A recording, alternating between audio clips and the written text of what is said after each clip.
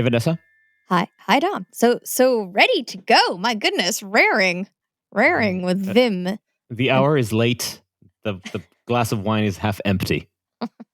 What does this mean? You want to return to it swiftly? I mean, not that it's ever stopped. Us recording an intro has ever stopped you before from nursing my wine. Yes. No, it never has. I'm saying that I don't have much to keep me here. So it can all fall apart quickly. Things do fall apart. Today we have, I hope I pronounce his name correctly, Jacob Oshangama, who recently released his book, Freespeech. Catchy title. Freespeech, A History from Socrates to Social Media is the book title. Run to your bookstores. Actually, you should run to your bookstores because aside from being...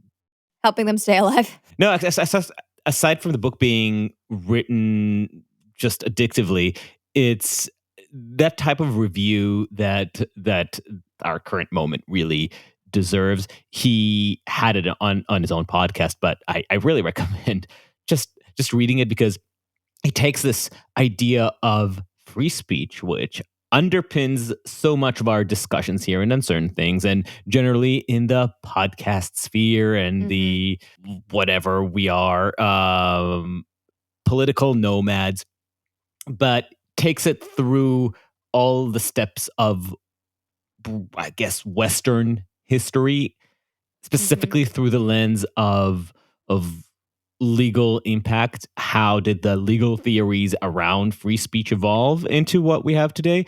So for people who listen to this podcast, who I assume are the Venn diagram overlap of political depressionados and history nerds, that book is for you. You should probably read it. You'll have fun. I had so much fun. And in fact, we did not get to everything we wanted to talk about. In fact, I had way too much fun, and I do need to apologize because usually I'm a stellar podcast host, but I just received some bad personal news before the interview, and I was a little out of sorts, and I think I completely missed several marks that I wanted to get to. First of all, and this is the thing that I need to apologize the most, I think we ended up cutting that piece of embarrassment, but I do need to come clean. I have, on record, confused, mistook the Peace of Augsburg with the Treaty of Westphalia, which is a shameful thing. They're separated by 100 years. They're part of the same Germanic movement towards statehood and the birth of the nation state. So there's connection there, but Augsburg was one thing. It gave principalities the autonomy to establish their own version of Christianity, while the Treaty of Westphalia is famously the early draft of European nation states. So that was already a bad sign that I was not on my A game. But I mean, the upside of you potentially not being on your A game is that if you are in the history nerd circle of this Venn diagram more than the political side, there's lots for you to chew on. Yes, I wanted to start the conversation with the more historical journey because it is such a fascinating question how this thing that we just take for granted today about being able to spew all the shit that we contain inside, all of the angst and bad takes that have roosted in our minds, and we can just put them out there. We just take it so much for granted, and how just out of touch, not just with human history, that is, but with human nature. The idea that we should be able to do this without some official in uniform coming and dragging us to prison for the nasty, dirty thoughts that we have just expressed. So how we ended up defying that part of our nature to a point where it's not just codified in law, but also accepted culturally, broadly, as something worth protecting, at least by some, is a fascinating, non-trivial journey. And that's what Jacob captures in, I'd say, the first 2/3 of his book. Just that intellectual, legal, political journey of the West, from being part of normal human society to being this perverse culture where we sanctify the stupid things that people think. Obviously, I'm saying that facetiously because it's amazing. All that was to say that my big mistake was that I got so immersed in the historical travails that I completely lost track of time. So when we finally got to current events, there were many questions that I didn't get to ask. We did talk a lot about current events, though. We did talk about how, paradoxically, it seems like we are at a zenith of free expression, but at the same time, there's a recession. But we didn't go into as much details as I would have liked. We didn't talk about Joe Rogan or the recent op-ed at the New York Times about self-censorship. So I apologize, and I will compensate you, dear listener. I have a specific guest in mind to expand these topics with, but I'm not going to jinx it. So wait and see, or wait and hear. But luckily, Jacob is amazing. So Yeah. everything that he says is fascinating. It constantly connects the historical to our current moment, but definitely to be continued. Mhm. And you mentioned Jakob's podcast, which we also recommend, which is A Clear and Present Danger. So if you are not into reading and you're more into listening, you'll get a lot of the content that's in the book in that podcast, which is also really, really great to check out as well. Before we actually go into the conversation, there are just 2 points that we should address. One of them is a piece of the conversation that was important for me to get to, and we didn't, was, although we were building towards it a little bit, was this question of self-censorship. We talk in with Jacob about free speech as a matter of law, as something that either your government or your neighbors police you, whether it's by state or by culture. But the idea that at some point you can absorb censorious tendencies and internalize them to the point where you just don't dare to make certain utterances in the first place is something that kind of eludes that distinction, because you can have the strongest protections of free speech and you can have officially the strongest sense that nobody is going to rat you out in your neighborhood and still have some inhibition in the back of your mind as a product of a subcurrent that you think that you're going to end up being blamed for saying the wrong things, whether it's on Twitter or family dinners, or that you just attribute certain cultural stigma to certain ideas, making you scared of associating yourself with them. But the result is that you start lying or start falsifying your own beliefs. And the result is whatever the opposite of freedom is, and is grotesque. I mean, we talked a little bit about that with Mark Lila when he was discussing the need to cultivate your own individual garden of kind of intellectual delight, I guess, that doesn't need to kowtow to whatever you're supposed to read or think or enjoy. And I think he was proposing a kind of God, for lack of a better term, safe space in your own life in order to kind of escape the. I think he was suggesting them kind of more censorious attitudes of society today, where it is a bit more difficult to admit what it is you're thinking or pondering or enjoying at any one moment or other. I think you're presenting Mark Lila's ideas accurately. The Mm, question is this sufficient right. for free Is that speech? If enough you to, create a protection, I guess? Can you live in that walled garden, or is Right, the waves of self-censorship gonna come in anywhere? right. And no, but I mean, the question of whether you can end up changing your own mind internally,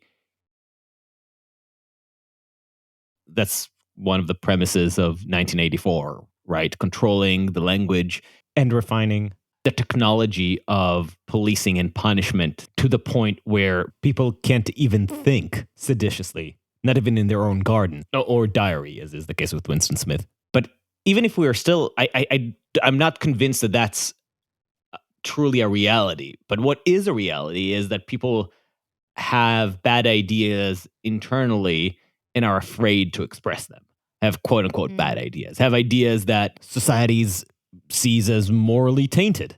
And as with everything that is morally tainted, society puts a cost, a social cost, on having these ideas. And while on one hand it makes perfect sense that society should clearly circumscribe certain ideas as beyond the pale, like we no longer consider slavery as part of our conversation. But at the same time, we should be worried about creating a society in which people are afraid to speak honestly, because the people who are afraid to speak out their awful ideas aren't really having their minds changed. If anything, they cling more strongly to the things that they can't speak openly. Is that what you call the Streisand effect? No, the Streisand effect is drawing attention to something by forcing people not to talk about this. When you ban a book, you suddenly introduce it to people who may have never heard of it before and make them want to read it. Right. So it's kind of like that, but on an individual it's level, worse. kinda. No, it's worse than that, I would say, because when you are telling people not to talk about a certain idea and you don't give them the space to have them publicly debated, you're basically sending the people who have those bad ideas to go out and seek like-minded outcasts. And then rather than being challenged and coming to contact with opposition and conflict, those ideas get tunneled into the silo of panderers. And the ideas aren't likely to get cultivated or made more nuanced under those conditions. They will become more radical and dumb, because when you don't meet people who disagree with you, your opinions become worse. They become more shallow. They become boring. That's the whole fucking point. But even beyond that objection, what value is there in something like free speech if in a supposed free society, if you're not allowed to have your dumb ideas heard in a forum? It sounds so absurd to me that the people who proclaim to be defenders of democracy or of liberal values or whatever would just so easily brush off one of the absolutely fundamental things that both define and justify democracy. I mean, it's not new. As Jacob points out, there's been a lot of supposed proponents of free speech who backtrack mighty quickly as soon as the speech touches on something that they don't want to be discussed, right? Or they don't agree with, or that it makes them look bad. Like the strongest free speech advocate has limits, at least as history shows us. There are few kind of radical martyrs in the free speech world. Yeah, because as I said at the beginning, it's not just historically abnormal for us to like free speech. It's just It's just an outside of human nature. Right. We don't want to hear things that make us unhappy, uncomfortable, or threatened. That's just our nature. Right. Which is why we need to bolster and protect it. Which is and not just free speech, right? I mean, does this take us to our second housekeeping item, Adaam? Yes. Because it's not just free speech that's at risk at this moment. It's also democracy itself. And part of the reason why we wanted to talk to Jacob is because we are kind of going forth on a little series here where we're going to be talking to people about the topic of democracy and why it's at risk and why we need to preserve it. So for the next couple of weeks, us and a bunch of other podcasters have joined with a group called Represent Us, which is a nonpartisan organization. And the idea is that, in banding together, we will spread the word about, protecting things like elections and all those good things that we like and require for a functioning liberal society. Obviously, this is a theme that we care about globally, internationally, but Represent Us is focused on what's going on here. Following the election, we've seen more and more people that seem to be on a quest to curtail the suite of rights associated with liberal democracy. And it's frustrating because, it's something that we talked about with your spouse a few months ago, with Zev. This is not new. From the earliest days of American democracy, we've seen versions of gerrymandering and attempts to create voting restrictions. Obviously, there were voting restrictions in place when the Constitution was signed. Like free speech, democracy is one of those things that people really don't want the other team to have. And I think this is one of the themes that we've been talking about from the very start of this podcast, because this is one of those things that I had not examined really, like why liberal democracy matters. And in our very first interview with Tomer Persico, I asked him to just define liberal democracy and explain to me why it is precious, because this is something that you had kind of come in as like baseline assumption, we need it, and I wanted to having never really thought about it that much, I wanted to unpack it and understand why. And I think throughout the course of the podcast, I've been kind of asking different people this question again and again, and what I'm starting to understand is that all of the things that we kind of take for granted in our society today are things that are really only afforded us by liberal democracy. Things like free speech, for example, things kind of like it, values that we hold dear in in society. And like you said, like these are not things that were easily won. These are not things that are easily held together. These are things that are fragile and are vulnerable and unfortunately are not seen as such. And so they keep getting battered, uh, attacked, taken down by different means and by different sides in different ways. And so it's one of those things that you actually do have to think about preserving, bolstering, and taking Buttressing. stands, buttressing, word of the pod, and kind of taking a stand to protect, because it is by maintaining a liberal democracy that we are able to enjoy the freedoms and the diversity and the inclusion and all the things that we all the things we liberals say that we want in society. Oh my God, it sounds like I successfully brainwashed you, Vanessa. It's almost scary. It is scary, isn't it? It is a little scary. I think you should snap out of it. So, precisely for the reason I mentioned earlier, I do not want to get complacent in my shallow liberalism. Thank God I still have tanks like Batya to argue with. I name-checked her 2 episodes in a row, so I just had to complete this trio. I think you have definitely like dragged me a little bit from my positions, but I don't think I'm all the way over. So there's still more to drag. There's still more to go. One hopes. One hopes. So what's really fun is that we can have this meandering conversation as an appetizer for an even longer meandering conversation. That's such a great concept. Who came up with it? Oh man. It's very on brand, I guess. And I hope you don't resent us this conversation, and I hope you don't resent it so much so that you actually wish to show us your support and give us a 5-star review on Apple Podcasts, because that makes us happy.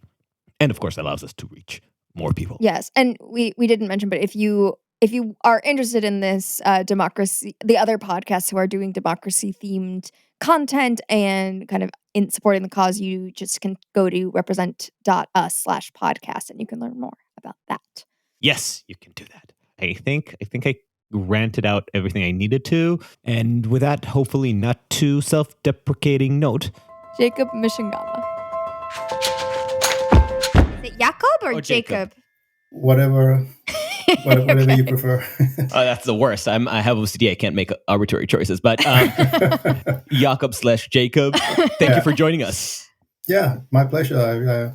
I'm looking forward to this conversation. As I said, I wrote to you just as I was finishing your book, which I love for several reasons. Obviously, the topic of free speech is near and dear to Adaam's heart. Right. And it's like very, very of the moment for a lot of people. But the perspective that you took to it is the angle of a legal scholar, which is even closer to my heart. Can you give us a quick elevator bio in terms of how you're coming into this topic? So I was born and raised in cozy secular liberal Denmark, and And I think for much of the 90s and sort of the early 2000s, I, like many other in the West, but maybe especially in my part of the world, took free speech for granted. It was like breathing the air.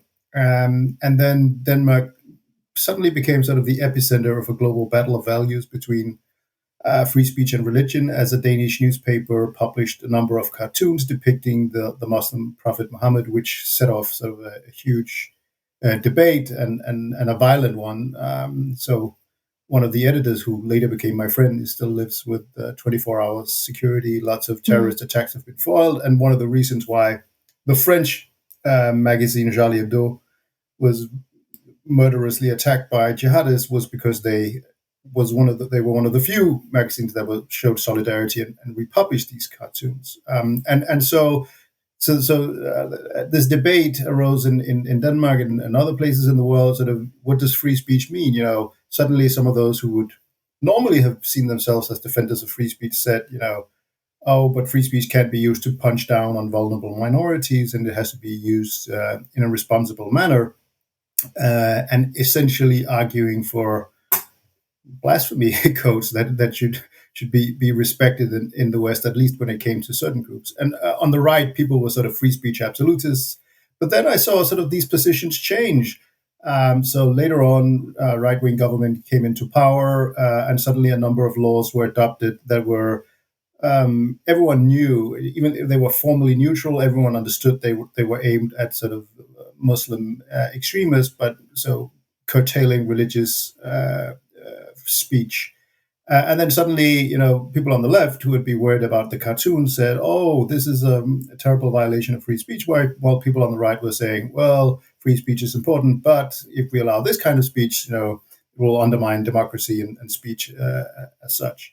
And I saw these sort of tribalist positions on free speech, and people sort of rejecting principle and using sometimes free speech as sort of an ideological prop, almost, to bolster underlying positions. So I was interested in if, how, and why free speech is so important, because we all claim, most of us claim that it's important, but often we're also willing to compromise. Right. There are limits. Right. There are limits. Like in the US, you can't have a discussion before someone says, oh, you can't shout fire in a crowded theater. That's a favorite. But I even texted Vanessa last night, make sure that we get to fire, because that's a sticking point for me. It's a journey that I feel a lot of us have underwent. You have those two familiar stages. First, your encounter with the fragility of free speech. A lot of people had that with Salman Rushdie affair. Everybody encounters the first excuse that authority uses to limit free speech and remembers that as an important moment. And then the next step is encountering free speech hypocrisy. That the people that you thought were of the same mind in terms of the importance of preserving free speech revealed that they actually have limitations just on the other side or on other issues. Exactly, yeah. It's what I in the book call Milton's curse, after the English author John Milton, who wrote sort of a much celebrated defense of press freedom, Areopagitica, in 1644. But when you read it more closely, it turns out that censorship is fine if it's aimed at Catholics and atheists and people with immoral ideas, and really press freedom for Milton is mostly just various Reformed Protestant mainline sects. Just curious, historically, who was the first thinker to advocate for kind of radical free speech in the way that I guess we conceptualize as wait. I feel like that's a spoiler. Okay, we're going to come back to that question. Yes. All right. I actually time to think. Because I want to start definitely way before radical free speech, or maybe not before, but I want to set the stage properly with this. So we're going to get to Vanessa's questions, and we're going to get to discussion of the current state of free speech. But we have very different ideas of what constitutes free speech. And you start by trying to answer at least two or three big questions. Whose speech? What is encompassed by that freedom? And who protects that speech? Or what protections are we looking for? In your book, you start by talking about the Athenian democracy and the difference between tell me if I'm pronouncing it incorrectly, Parousia and Isidora. Yeah. My background is in Latin, not in ancient Greek, so I. No, I'm sadly I don't read or speak Greek, and certainly not ancient Greek either. But I think obviously there's a lot of things about ancient history we don't know, so maybe we're doing injustice to some civilization somewhere in the world that had an elaborate concept of free speech that we just are not aware of. But as far as I can tell, the concept of free speech originated, in the Athenian democracy some 2,500 years ago. And as you rightly mentioned, two overlapping concepts of free speech. So one was isegoria, which means equality of speech, which is basically political speech. So it's the right of freeborn male citizens to discuss and vote on laws at the assembly. So as part of the direct Athenian democracy, which really set it apart, because even the poor had a direct vote. So it was not a rule by the wealthiest or the wise necessarily. And then the broader concept of parousia, meaning something like uninhibited speech, which was perhaps something like a cultural trait of the Athenian democracy. So that's when you went down to the agora, the marketplace, and you get roasted by Socrates, or you were a philosopher and you set up an academy where you're allowed to philosophize, even if your doctrines are very critical of Athenian democracy. And so the Athenians are sort of proud of their democracy and the equality of speech.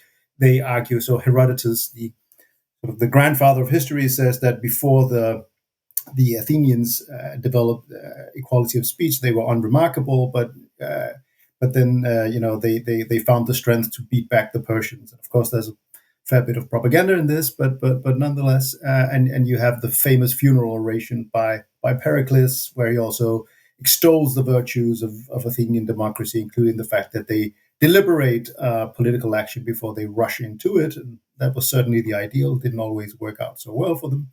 And you have someone like Demosthenes who says that basically, here in Athens, you can criticize our constitution and government, and you can praise our bitter enemies in Sparta. But if you go to Sparta, you can only praise the Spartan constitution, and you can't say anything nice about Athens. And I think that's really still the litmus test of free speech, right? That you're able to criticize the government and system under which you live. So I think that sort of sums up the Athenian. Of course, there are all kinds of, it was not absolutist free speech. Also, there was this problem that they didn't have sort of constitutional individual freedoms. So as Socrates found out, if you were dragged before a jury court, they could vote the way they wanted. It was not an independent judiciary upholding constitutional rights. And that's why a lot of people saw it as a sort of mob rule that people wanted to avoid. In fact, it already brings into light the tension that we're talking about in the question of who protects these rights, because those qualities were a matter of norms or of cultural predilections more than any legally protected and enforced regulations, which sometimes leads to weird and contradictory results. For instance, with the case of Socrates, I mean, the excuses for executing Socrates was corruption of youth and atheism or blasphemy or something along those lines, if I remember correctly. Yeah. But underlying that as well was the fragility of the Athenian democracy at that particular point in time, at the heels of the Peloponnesian, I can never pronounce that Peloponnesian War, yes. Peloponnesian War, yes. Yeah. God damn the Greeks. But that created an interesting paradox within Athenian democracy, where on one hand, the democratic qualities, the legacy of Pericles that they were trying to preserve, included that kind of lavish, uninhibited speech. But on the other hand, they couldn't afford actually the dissent that might undermine democracy or undermine the structures that unite the demos. So already that moment has that paradox, right? Yes, yeah. You could argue that the Athenians became militant democrats before the concept of militant democracy. In that Socrates himself, of course, Socrates was not a fan of democracy, and even though he was a prolific practitioner of parousia, I'm not sure he saw it as as the greatest value when it came to sort of the uneducated. But he had very close relationships to some of these oligarchic types who overthrew the Athenian democracy, and so the Athenians no longer saw him as someone who enriched their culture and democracy. They saw him as a national security threat, and also, it was not a secular state. So even though it was pretty tolerant by by later standards, there were limits to what you could do and say about religion. And so when Socrates sort of was thought to introduce new divinities, then in that specific national security context, that was seen as a threat, since the gods might punish him. And of course, scholars still continue, what were the precise specific reasons why he was executed. Was it political? Was it religious? Was it a mix? We don't really have a lot of unbiased accounts of that. We don't have a lot of unbiased accounts, and sadly, the live recordings have been lost in the archives. Lost the C-SPAN feed. Yeah. You mentioned militant democracy, though, even though that's jumping a few millennia ahead. Can you explain that? Yeah, so and maybe we'll get to it later. So this may be one of the hopefully more provocative chapters of the book. So in Europe, one of the main reasons for limiting free speech, even in democracies, is the ethos of never again, which of course I very strongly believe in. But and that argues that in order to avoid the horrors of the Second World War and of course especially the Holocaust, the demonization of a minority ultimately ending up in the industrial scale genocide, sort of means that democracies have to limit the most hateful anti-democratic sentiments. And it was something that was suggested already in 1937 by a German immigrant professor called Karl Löwenstein, who went to Columbia and wrote these very influential articles where he said that European democracies had gravely sinned by being too tolerant of fascist movements and had to be much more intolerant of intolerance, as Karl Popper later said. And I argue that I don't think the history of the Weimar Republic and the rise of the Third Reich bears out that argument. Though I will say that I don't try to explain the demise of the Weimar Republic and the rise of the Third Reich through the narrow lens of censorship and free speech. I think that would... In fact, if I remember correctly, you say something along the lines is not only is that not the only cause, it's probably one of the least important causes. Yeah, no, there was a little incident called like World War One. There was a Russian Revolution. There was a crack on Wall Street. There was a lack of democratic history and strong institutions. So those were... Tradition.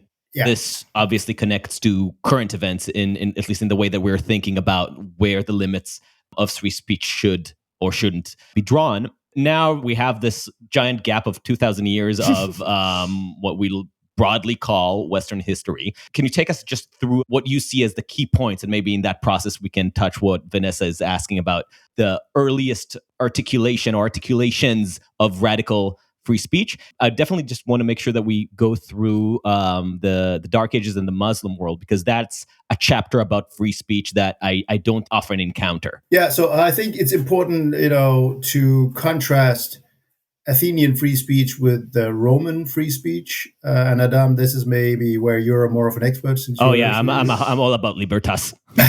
So if you read Tacitus, and you'll see lots of references to free speech, but generally, in the Roman Republic, free speech is more for the elite. So it's top down rather than bottom up. As opposed to Athenian assemblies, ordinary citizens don't have a right to speak, and it'll be sort of the senatorial elite, maybe like Cicero and Cato and those guys who exercise free speech. And Cicero is very clear that, he says, "Oh, I love Greek culture and philosophy, but the very reason why Greece founded was because of egalitarian democracy of the mob. They elected all those wanton babbling, exactly the unwashed, ill-educated mob that you gave the right to decide the matters of state, even though they were completely uneducated, and everything went to hell." Didn't go so well for Cicero and and his generation either. You could say, even though they wanted to preserve the republic, didn't really play out that well. But that was the theory, and I think it's interesting for Cicero, at least the way that history tells that story, and obviously it has a lot of retroactive embellishments, but it was probably his finest free speech moment of actually doing something that was in what we might call seditious or subversive. There's lots of things that he writes also sort of under the rule of Caesar. He does favor free speech, but he favors sort of a more of an elitist free speech conception, and we will see, that become the tension between egalitarian and elitist free speech. I find is a recurrent phenomena throughout the history of free speech, and maybe in particular right now in the age of the internet and social media. So what we typically will see is that whenever there's a technological or political development that broadens the public sphere to previously muted groups, whether it's the poor and propertyless, women, racial or religious minorities, the elites, the institutional gatekeepers who have a privileged access to shape the public sphere, have this existential dread of what will happen when the unwashed mob is given access to the public sphere, and we see that again and again, I think, throughout history. And I think the elitist conception of free speech is initially has the strongest pull on early Enlightenment thinkers, so they look more to Rome than to Greece. But when it comes to the Middle Ages, as you rightly said, the Abbasid Caliphate and the sort of adjacent lands is an interesting case, because it's a very fertile intellectual environment. So you have some of the most radical free thinkers of the medieval era, people like Razi, this Persian polymath, who essentially, just for listeners who are not necessarily familiar, the Abbasid Empire is the most expansive Muslim caliphate, I think, in history, at the golden age of Islam, and was from around the 8th century to the 14th, I think. And at certain times they don't really have established control in all their lands, and I think that's part of the reasons why it's fertile ground, because centralized command and control of information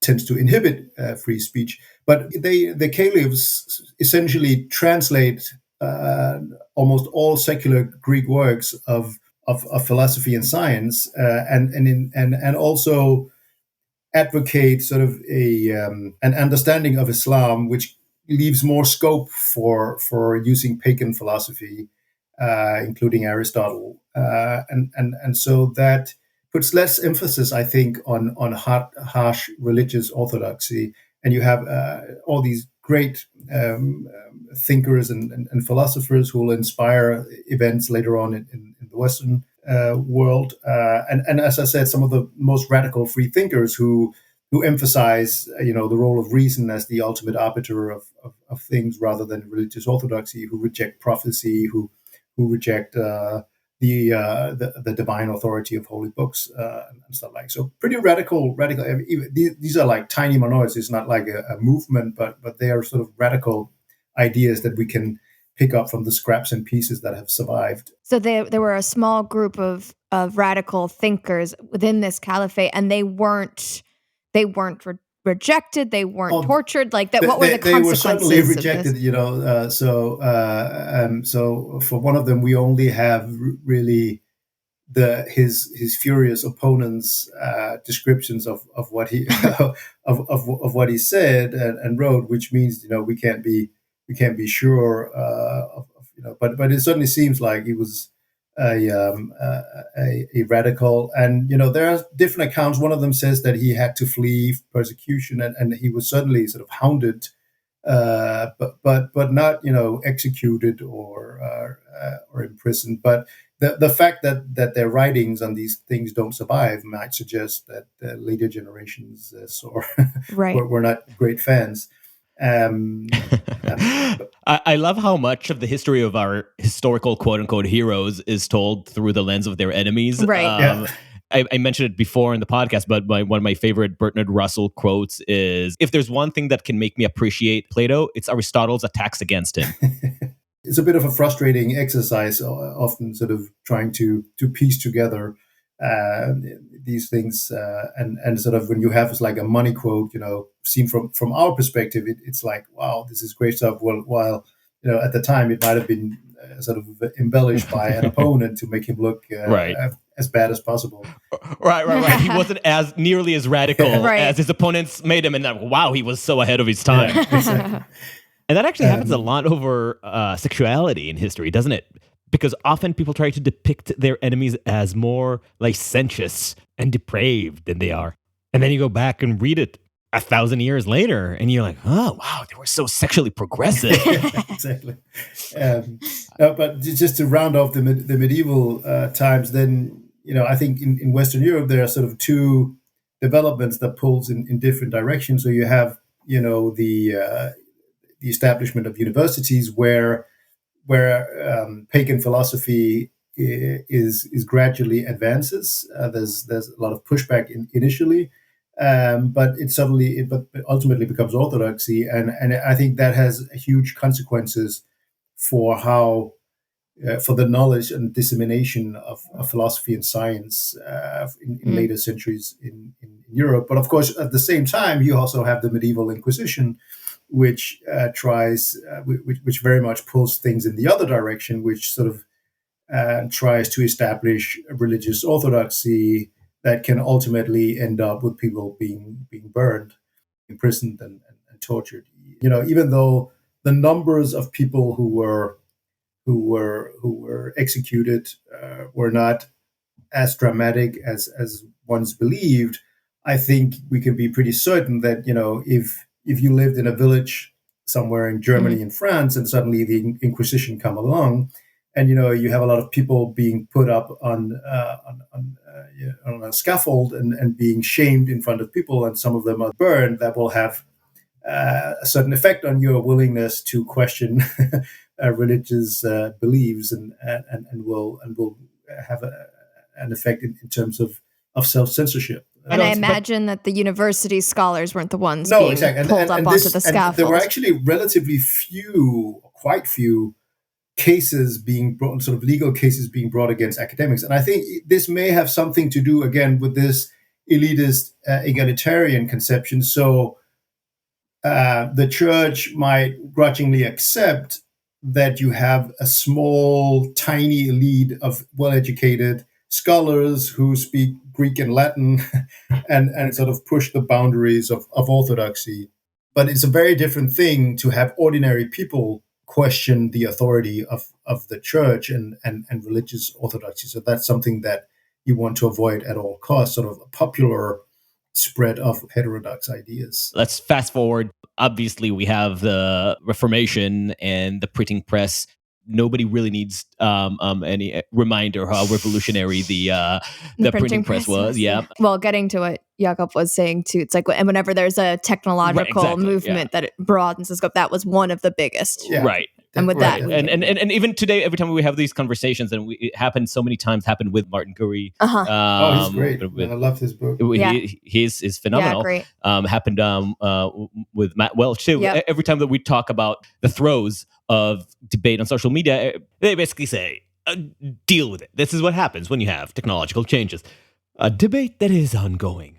But yeah, so to take us through what happens after the print revolution, and not to nudge you in any direction, but also tell us why Spinoza was the most important person for radical free speech. Yeah, well, yeah, the printing press and Martin Luther is obviously a very explosive cocktail, because he uses it basically to invent the art of religious populism, writing in German, writing short, punchy pamphlets, using cartoons as memes, appealing to the masses, translating the New Testament into German, and insisting that children be taught how to read. But then, lo and behold, people who start reading don't necessarily have the same interpretation of Christianity as Martin Luther. And so Martin Luther, along with other reformers, actually become as censorious and persecutorial as the Catholic Church. But I think, out of that religious turmoil grows a grudging acceptance of of religious tolerance, basically. But interestingly, the first sort of places of religious tolerance and religious freedom, even on an individual level, we find in Central and Eastern Europe. So you find that in Transylvania, you find that in the Polish-Lithuanian Commonwealth, where even anti-Trinitarians, who were like seen as some of the worst, they had a right to practice their faith. But the Dutch Republic, fast forwarding towards approaching Spinoza, the northern Dutch provinces threw off Spanish Habsburg rule, and then religious freedom or freedom of conscience became sort of a constitutional um, element, even though Catholics were not protected, and religious tolerance was so. But it basically created this decentralized entity with very weak central political authority. So the provinces could have their own rules, and that was a relatively cosmopolitan atmosphere, culture in cities like Amsterdam. There was a lot of emphasis on commercialism, including printing books, which Dutch printers and publishers could then sell in European states with a lot stricter censorship. And so a culture, if you like, of free speech developed, and the Dutch Republic became the printing house of Europe. So printed many more books. These weekly newspapers emerged, and people from different faiths were living together, which made it much more difficult to impose religious authority, even though the Reformed Church tried. And so you could have someone like Spinoza come along, who first got excommunicated by by the Jewish community, and then wrote his anonymous theological political treatise in 1670, which argues that free speech is a natural right and essential in a state, and to limit it is tyrannical. And so I think Spinoza's defense of free speech is really important. Even though if you go to England, you have the Levelers in the 1640s, who I think might be the most radical of the 17th century when it comes to sort of, and in many ways are sort of the early modern proponents of egalitarian, free and equal speech with unacknowledged roots in the Athenian model, even if they were in favor of representative rather than direct democracy. A much more radical defense of free speech than John Milton, who's their contemporary, who, as I alluded to in the beginning, did not advocate the free speech for Catholics, and who was in favor of harsh blasphemy laws, and who ended up serving as a censor under Cromwell. Wow. So I've often sort of regretted that the history of the Levelers seems to have been forgotten. We talk about John Milton, we lionize him today, but no one talks about William Warren or Richard Ovitz and John Lilburn.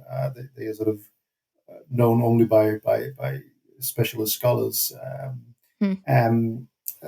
So I think they may be sort of the earliest really radical proponents of democracy in the early modern era, but they quickly fade away. But if you look at what they argue, you can, in many ways, it's an early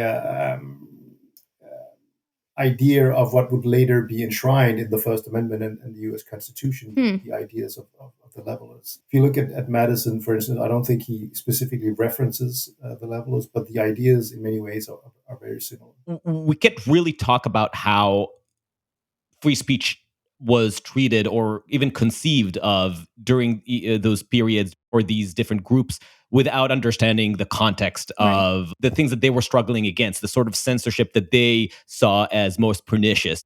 Like, you get the rhetoric of the American Revolution very much derived from the British Civil War, but now we're looking at it as a universalizable concept, even though it's very hard to really square whether or not, when you read the Declaration about inalienable rights that seem to speak of universal concepts, put aside the obvious hypocrisies of slavery and all the incongruities, because even without slavery, it's difficult to imagine that they really were trying to pen down the universal truth of humanity as opposed to respond to their political plight.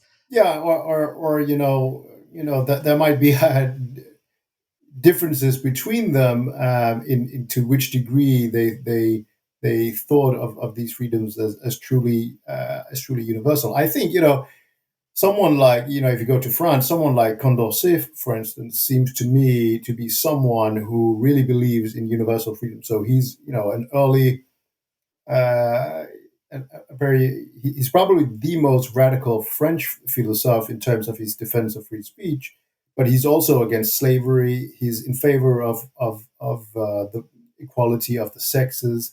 He doesn't believe in punishing homosexuality, and believes in this full civil rights for Jews, and so on. So in that sense, I think there are some who are sort of truly radical, whereas others are less so. And of course, among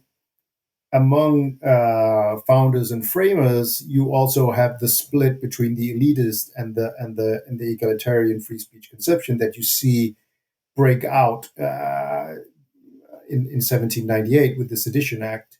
7 years after the First Amendment has been ratified in 1791, you suddenly have your Hamiltons, your Adams, and your Washingtons who believe that the press has gone too far, and you have your Madison and your Jeffersons who see the Sedition Act as a total repudiation of the First Amendment and the ideals that it's supposed to embody. But even there, pointedly, partly it's because Madison and Jefferson are on the losing side of persecution. Well, yeah. Even Jefferson is someone who's liable to become afflicted by Milton's curse. So but he gives a great speech. He wins the 1800 election. His first inaugural address is in 1801 when he assumes the presidency, and he gives this great speech where he says, we should settle our differences through debate and not using the law. And he doesn't revive the Sedition Act, but in 1803 he gets so tired of being dragged through the mud in the Federalist press that he sort of writes these private letters that maybe it would be a good idea with a few prosecutions under state law.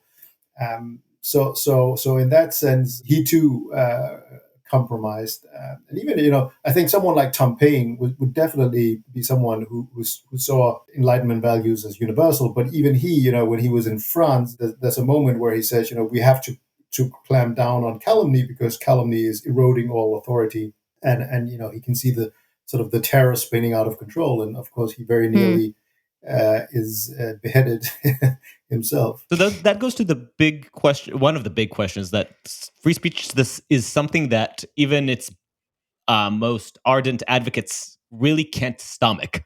They under pressure, right? Right. When there's the illusion of stability, then it's all great to be an advocate. But as soon as there's a sense of vulnerability, that's when it's really hard to stick to your guns. Vulnerability, or when you're on the losing end. Yeah. I think when we sense that we're under threat and the ideas and values of the society that we live in are being threatened by movements or individuals and their ideas, is when we tend to sort of revert to our human default mode of evolved intolerance, whereas tolerance and free speech are something that we've had to build on top of cultivate. Yeah, exactly. So you certainly see that again and again, and I think human beings are extremely skilled at developing elaborate arguments as to why, on this specific subject, free speech should not apply. And our confirmation bias allows us to construct these elaborate arguments, legal, philosophical, of why allowing this kind of speech would really undermine free speech as such, and we can say it and believe it, even though if someone we disagreed with used the same arguments for their position, we would vehemently disagree. Well, and I mean, despite all of the pressures that have been put on free speech throughout different moments of American history, I would imagine that you would argue, and correct me if I'm wrong, but I would imagine that you'd argue that the American example is one of the more successful examples of a country that has supposedly embraced free speech. And I'm wondering if you agree with that. Where do you derive that success? Is it because of the laws that were written at the very beginning, at the founding? Is it because of the culture that has kind of pushed for it? Is it the intersection of the two? Where do you locate that success? Yeah, no, I think when you look at the law, the interpretation of the First Amendment, you really have to get to the 1950s before it sort of really consistently applied to a very high and culminating maybe in 1969 with Brandenburg versus Ohio, that really sets the bar extremely high and sort of enshrines American free speech exceptionalism. But nonetheless, it's true that you had the Sedition Act, but that prior to that you've had the terror in France and then Napoleon's sort of authoritarianism coming after that, and all around Europe, the French Revolution sets in motion forces of reaction that and at the end of the Napoleonic Wars in 1814, 1815, basically Europe reverts to the dedication of throne and altar, and free speech should be kept under lock and key, and that's not true to the same extent at all in the U.S. Though the big exception, of course, being the antebellum South, where you have, especially in the 1830s, very very draconian laws prohibiting abolitionist ideas, even prescribing the death penalty. But if we can set aside from that, I don't know if that's possible, but I would say that in 1735, there's a big the Sanger case. So you basically have this public official in New York who sets up his own newspaper, use it as a propaganda tool, and then his opponents set up a rival newspaper where they relentlessly attack him, and then he tries to bring these seditious libel suits against them. Can't persuade a grand jury, but then he goes after the publisher, and then the publisher loses the case, even though the law is completely on the side of this politician. The jury just refuses to convict him, and that really becomes a moment where Americans are no longer willing to convict their co-citizens as for seditious libel for criticizing their governors, and that is born, I think, out of a culture of free speech where Americans, using pamphlets, speaking in taverns, and so on, and also just with different, moving across the lines of colonies with different jurisdictions allows for a culture of free speech that is more permissive than in Europe. So even though the First Amendment does not provide strong legal protection for much of its history, there's a wider degree of commitment to a culture of free speech than in Europe. Just to be clear about the details, the New York state laws allowed for harsher libel prosecution against a publisher, and basically the jury was essentially a hung jury. They decided well, basically it's like a scene out of a movie. Basically, you can't really criticize politicians because that is seen as seditious libel, and especially if you mock them, poke fun of them, and accuse them of unflattering things. And so the law is basically on the side, and truth is not a defense. So even if what you're saying is true, truth is not a defense. But then this very experienced trial lawyer comes up. Imagine this is a movie. The judge is very much in the favor of this politician, and then at the last moment you have this experienced trial lawyer goes up and gives this great speech, rousing everyone in the courtroom, and then the jury just returns and says, we're not going to convict. We're not going to convict you. This is the free speech is the bulwark of liberty, and then there's a cheer outside the courtroom, and so it creates this momentum for free speech and political free speech, robust political free speech. And you also see Americans using symbolic free speech to further political ideas. So that creates a more robust culture of free speech, something that would never be allowed in old regime France, for instance, where you'd probably be executed or spent several years in the Bastille if you did similar things. So this is really meaningful to me because a conversation that I find myself having a lot is that the culture versus law importance of free speech, or the Right. prima facie legal protections of free speech compared to how important cultural is. I've been accused by members of this household that I put too much emphasis on cultural history and cultural political thinking. And my position is that a lot of those notions of liberty really are nothing more than how the culture interprets them.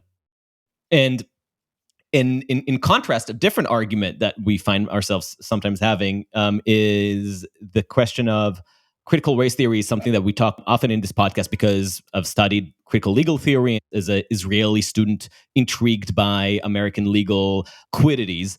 Some of the ideas there are incredibly important and revealing when you're trying to apply some of the stuff that we've done in this conversation, like understanding that ideas that even sound universal aren't really universal and that come from a very rooted in an historical context, and sometimes the hypocrisies and corruption is embedded in the lofty language. But, and this is where I draw my line in that conversation, the fact that those hypocrisies and evils may have existed doesn't mean that the way that we have then absorbed those lofty ideas into our culture isn't worth protecting. And that's why I put so much emphasis on culture, because ultimately the things that we care about, like free expression and open democratic civil society, depend on how we interpret our own stories, how we interpret those ideals. And that mindset can just change rather quickly to more parochial, tribal, violent tendencies. To draw an analogy, if you say, free speech is worthless because the First Amendment was drafted by white slave owners who cared nothing for the rights of their slaves, then that's true. But democracy was also excluded women and the poor and the propertyless. So are you going to say democracy is not worth defending because those who first gave voice to it had a much more limited ideal of what democracy is, or because the Greeks only allowed freeborn male citizens and not slaves and women and foreigners to participate? And I think what is important here are the principles. When you expand those principles and include more and more groups that were previously excluded, do things get better or worse? Mm-hmm. I tend to think that when it comes to free speech, things get better, and I certainly have not seen any society with values or institutions that I would like to live under that do not have a critical component of free speech protection and adherence at a cultural level. It's also kind of like this is why free speech matters, right? All of the historical examples that you give, I think almost exclusively they're all saying that the quality of life for all, including minorities and the oppressed, is almost always better, if not unequivocally always better, when there is expansive freedom of speech. I don't think you give any historical example, or am I wrong? No. Conversely, I would say that's more importantly, conversely, and that again, this is your case to make. But whenever you do have restrictions, it's going to get worse. It's not the powerful who are going to suffer the cost Right. of restrictions. No, of course, if you have free speech restrictions, they will always be defined and enforced by the powerful. that is almost that's it's intrinsically logic. True. and of course, if you're Chinese, maybe you will argue that life is better without free speech because of the wealth and stability that has been created compared to earlier. You can certainly make that argument, but then my values are ones that are incompatible with living under a regime like in China, I would very much like to be able to criticize my government and speak my mind. So of course there's a bit of subjectivity in it there, but I would argue that if you look at American attitudes towards interracial marriage and same-sex marriage, for instance, you see incredible degrees of increase in tolerance. So I think the Gallup poll of 2021 was 94% acceptance of interracial marriages compared to 4% in 1958. When it comes to same-sex marriages, in 2021, it was like 70% of Americans. That's not much compared to where I'm from, but we'll give you some time to catch up. But it's certainly a lot more than just going back to 2010. And those that social progress was not achieved through censoring people who were racial bigots or homophobes. Not a single person, I think, has been censored or sent to prison for expressing hostility towards the LGBT community or blacks in that period. On the contrary, free speech protection under the First Amendment has been increased during that period, and that to me suggests very heavily that the First Amendment values are critical in fostering tolerance.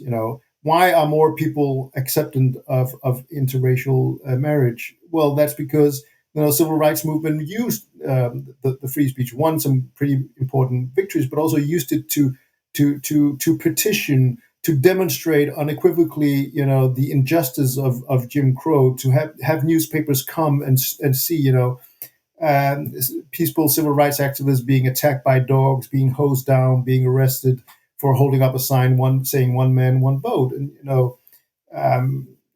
the gay rights movement arguing eloquently for equality under the law that became very difficult to rebut.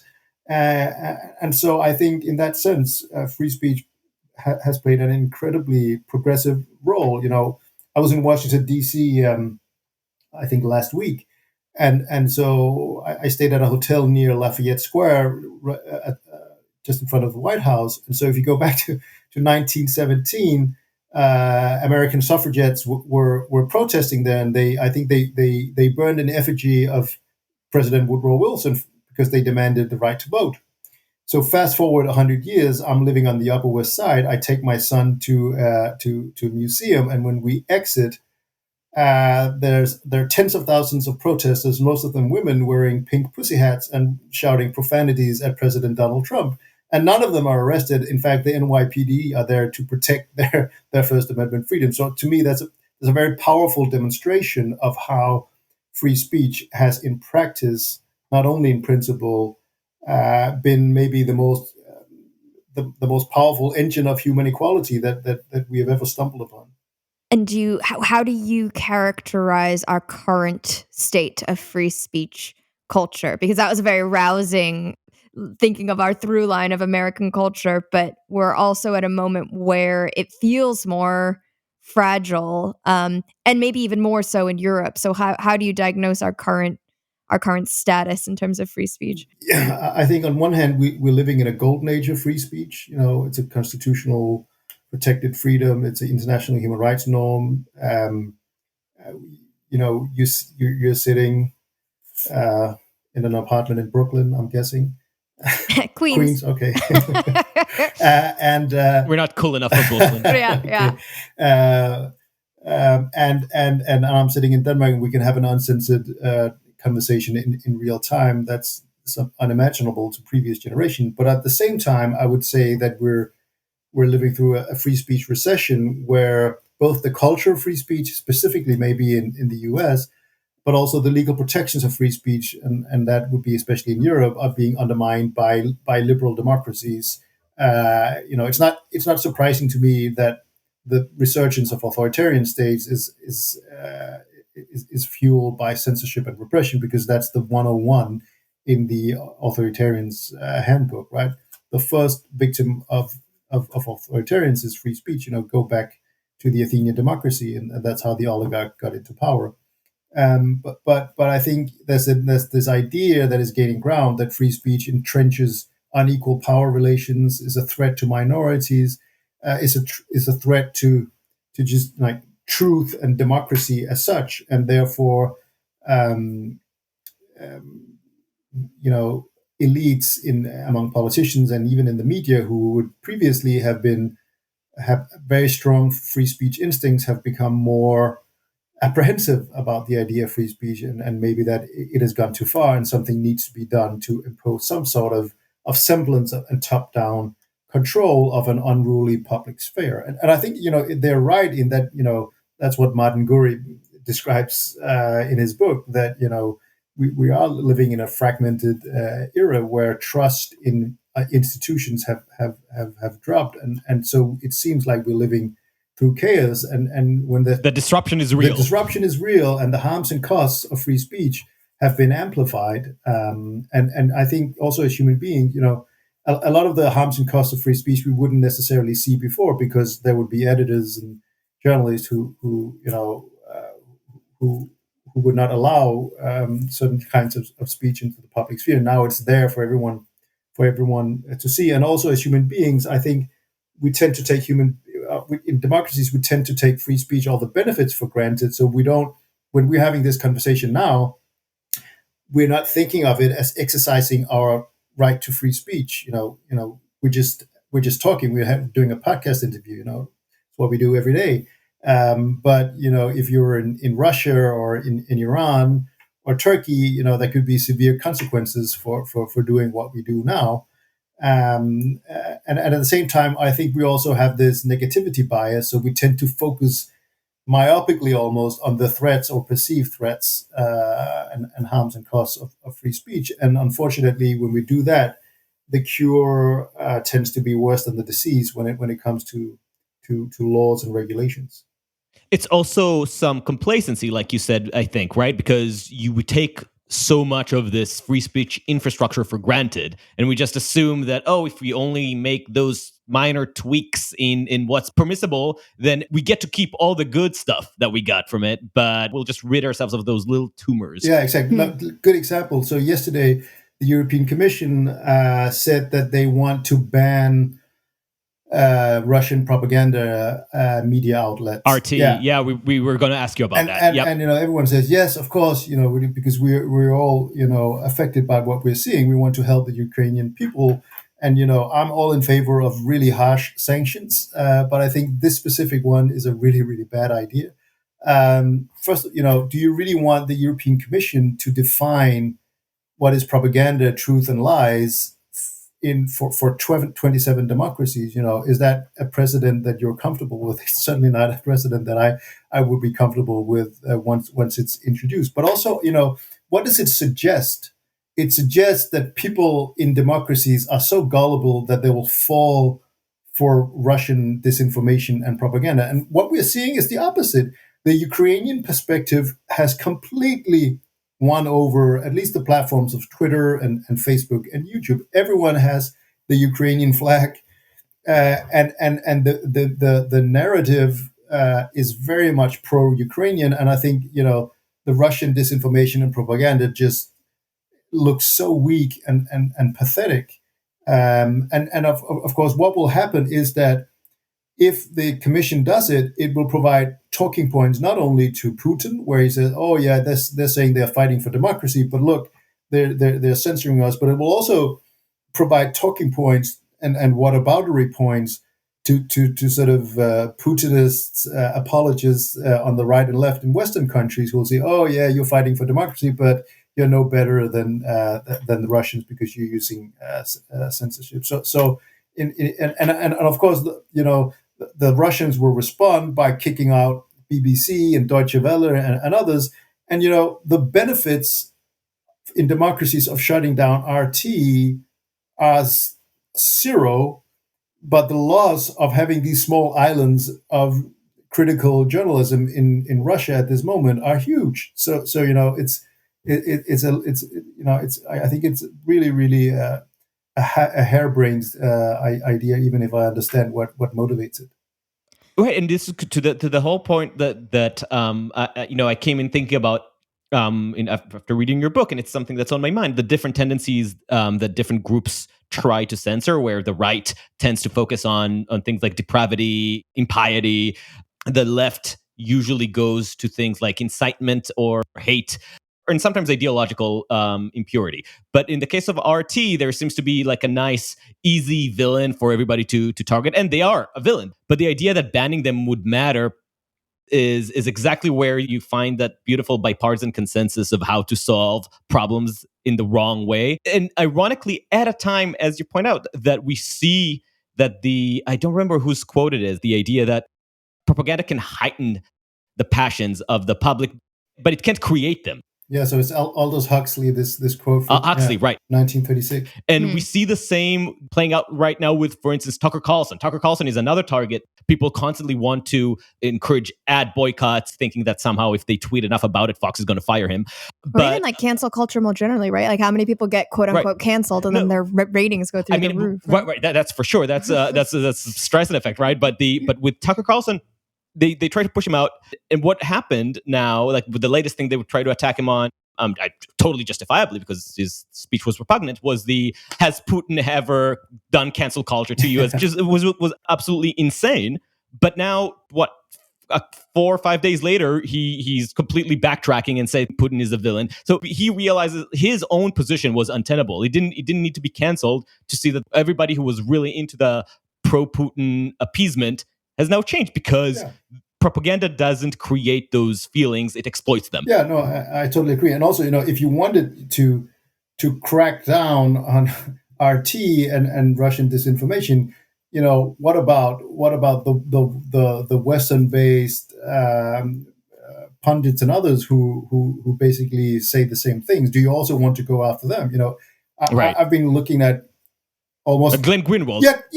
Like Glenn Greenwald's account. I think sometimes he's had some good points, but I'm just like, I think when I look at his tweets throughout this conflict, it's one of the most depressing, amoral things. Sort of like looking at through a completely blinkered U.S.-centric lens of I hate Democrats and traditional media, and therefore I'm going to reflexively oppose all their takes, like, because they were hypocritical about the Iraq war, sort of ignoring that a number of European countries and millions of people in those countries, like take France and Germany, not only opposed the Iraq war, but are also against Putin's invasion of Ukraine.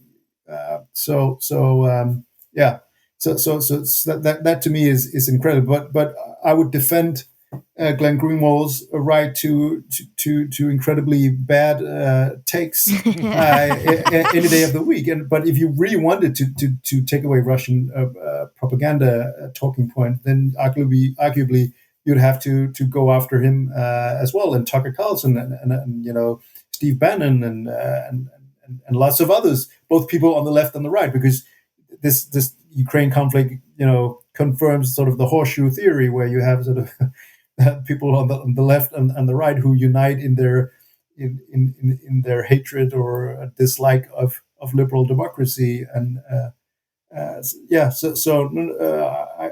agree with your take, and I think it's sad to that at this, of course, we don't know what the outcome of Ukraine crisis will be, but I think right now we're seeing a recommitment to liberal democratic ideals that have sort of been away for a long time, and which arguably is one of the reasons why liberal democracy is in crisis, because we don't feel, that's also one of the problems with free speech, right? It's not when you're under attack, when you're living in a dictatorship, free speech is something that motivates you, that creates social cohesion. But once you've won it, once you've lived with free speech, it doesn't bind you in the same way that nationalism or religion does.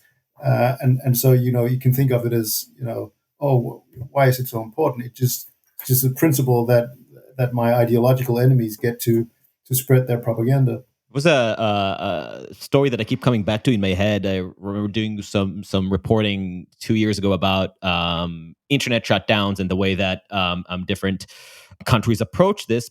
But one of the depressing trends that you saw that you could get an alliance between supposed liberal and liberals countries around the world around those, if we just create a clear enough terminology to what we all agree should be censored, then we can move forward with that. And there was a UN statement, I think, that countries were working on. I don't remember if it ended up passing or not, that the Internet Sans Frontières was fighting harshly against, where they were trying to clearly define hate speech. And it seemed, and a lot, all the progressives of Europe were rallying behind it. And obviously, this was statements that were greatly supported by China and Russia. And I always feel like if you find yourself in a place where you get the full endorsement of China and Russia, maybe you're not servicing liberal democracy. And you see that with Germany. Germany has adopted this law, the Network Enforcement Act, which basically says that tech giants have to remove manifestly illegal content within 24 hours or face huge fines. And funnily enough, that law has been copy-pasted in bad faith by Russia, by Turkey, by Venezuela, by Singapore, all these countries that can then again use sort of whataboutery, even though it's a much more draconian version that they've adopted, and say, well, this is a German law, so why can't we do it if Germany can? Yeah.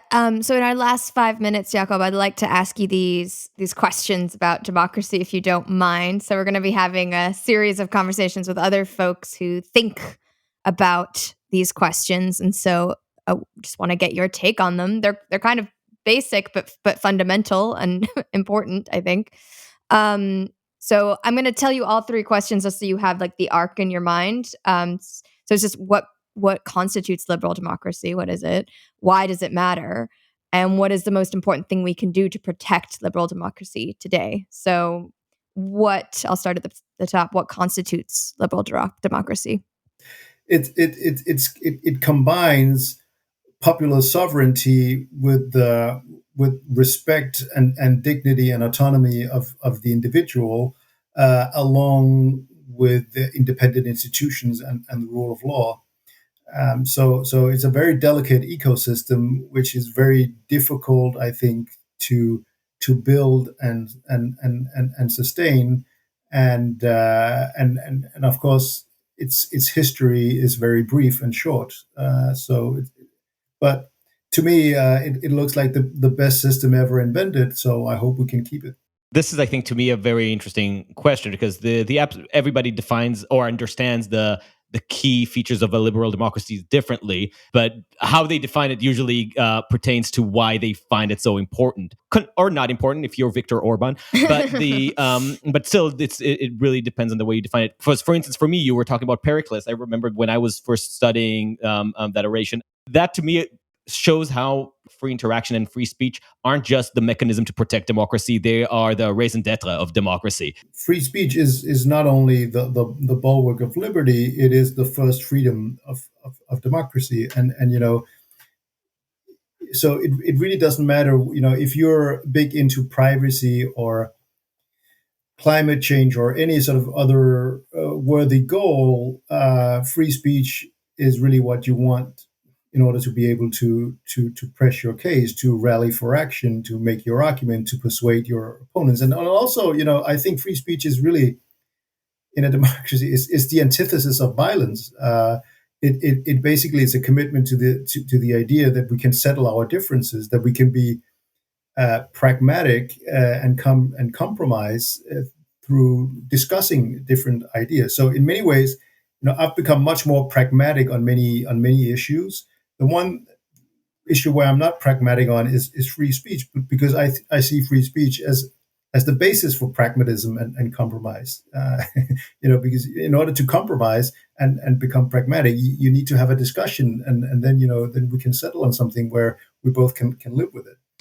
And so liberal democracy matters because it is the ecosystem that more successfully preserves the right to free speech. Yeah, and along with the other reason, but also it allows, it gives protection to minorities, but it also allows you to basically not be defined by your whatever, your race or your religion or the like. In that sense, it's also very liberating for the individual person. While at the same time, you can engage in communities with others. So it preserves both individual autonomy, but also allows you to pursue meaning and in groups and in social interactions with others, and that I think is a great genius of liberal democracy. But it doesn't. You have to work hard to find meaning. It doesn't offer you that meaning. It doesn't prescribe that meaning for you. It's not imposed on you. So that's what makes it difficult. But it allows you, to study, and if you want to be religious, you can be religious. So in that sense, I think that's also one of the great things about liberal democracy. So today you get two arguments against liberal democracy, one from the right, one from the left. The right says that liberal democracy, liberalism, tears us apart because it doesn't offer us a center of meaning, a focus of ideas and ideology. It creates an atomized society with no mutual connections, with no shared values, with no purpose. Accordingly, we need that philosophical, religious conformity and orthodoxy to keep us together, to make us thrive as humans. And from the left, the criticism is that liberal democracy is and always has been a charade, and it's easily hijacked by the powerful to perpetuate inequality. And I think they lob the same criticism at free speech. So how do you respond? Yeah, no, I think that there are fair points in them, but I think the alternative is worse. And I also, I wouldn't want to live in a society where Sohrab Ahmari determined a meaning or the capital good, capital S society. And I think it is perfectly possible to find that meaning in liberal democracies. But I myself have come to emphasize. We have a state church here in Denmark. We have a monarchy. I think those are great institutions, actually. I can criticize the monarchy. I don't have to be a member of the state church, but I understand that they provide meaning and social cohesion, and we need that in liberal democracies. But those two institutions have been tamed, if you like, and sort of robbed of their coercive powers. And I think that shows that liberal democracies can be combined with these institutions and rituals that provide meaning to the individual, but just not in a way where it's imposed by fascists or communists or religious totalitarians. Theocrats. Yeah, exactly. Mm-hmm. And if you have 10 seconds, is there one thing you'd say is most important for us to protect liberal democracy? Well, it's going to be a huge surprise, but I I think it'd be a good thing to start getting serious about free speech, and if we manage to safeguard that, I'm confident that we stand on firm ground. Jakob, thank you so much for your time. Thank you. Thank you for listening to Uncertain Things. Follow us on uncertain.substack.com or wherever you get your podcast. I still owe you more about self-censorship and free speech in general, so stay tuned and give us a 5-star review on Apple Podcasts if you want to support us. Thank you, and until next time, stay sane. I mean, I sometimes, not always, definitely not always, but I sometimes think that, and then I hear myself, and then I hate myself, and then I want to kill myself. But I think that was okay. Only 26 minutes. Only.